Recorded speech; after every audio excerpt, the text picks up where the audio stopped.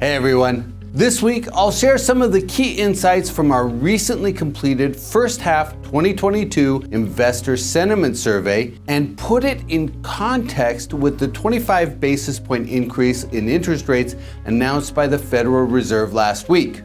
To start, I want to highlight that investor sentiment has fully recovered from the pandemic and is now at its highest level since 2015. That tells us a lot. Historically, there's a very strong correlation between our sentiment index and commercial real estate transaction activity. The rising sentiment reading implies investors should remain highly active in 2022, though some headwinds like rising inflation and the war in Ukraine could still impact the market. According to the survey respondents, the top investor concerns are inflation and rising interest rates, and those two issues are intertwined. Following the Federal Open Market Committee meeting last week, Federal Reserve Chairman Jerome Powell reiterated his concerns about inflation, suggesting it will likely remain elevated through 2022. But in the press conference, Chairman Powell reiterated that the Fed will pursue policies to rein in inflation. He suggested that the Fed could increase rates 6 more times this year. In addition, Chairman Powell indicated that the Fed will likely reduce their balance sheet this year.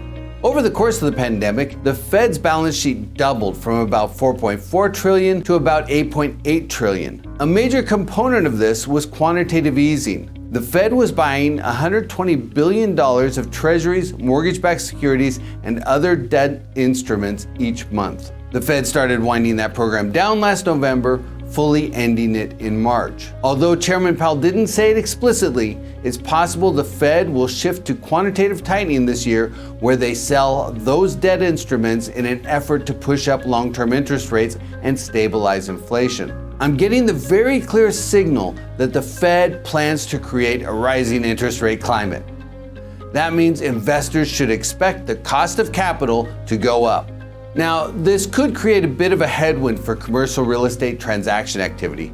Cap rates for most property types have been trending lower over the last few years. The most sought after property types in the best markets have been seeing cap rates in the mid 2% range. As interest rates rise, the yield spread will compress if cap rates don't go up. But given the strong buy-side sentiment and the flood of capital entering commercial real estate, it doesn't look like cap rates will push higher. In our survey, we asked investors if they would buy less commercial real estate if interest rates go up. The results were illuminating. At the time of the survey, the 10-year Treasury was around 1.9%. Respondents indicated that if rates go up 50 basis points, just 6% would reduce their acquisitions. If rates go up by 100 basis points, that would put the 10-year Treasury rate at about 2.9%. Only 19% of investors would reduce their real estate buys. However, we do see a tipping point at the 150 basis point rate increase. If rates go up by 150 basis points, the 10-year would be at about 3.4%, and then 46% of investors say they would buy less real estate. If rates hit 3.9%, then 63% of investors buy less property. So, based on the Fed's current plan of raising rates 7 times this year, that's an increase of at least 175 basis points, assuming they only move 25 basis points each time. But remember, the Fed movements would be over the course of a year, and the Fed doesn't have complete control over interest rates. There are numerous market forces in play.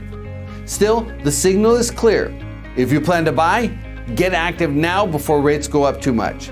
If you plan to sell, get active now while there's a lot of buyers. The market's moving fast, and when it comes to interest rates, investors need to keep their eyes on the tactical 1-year horizon.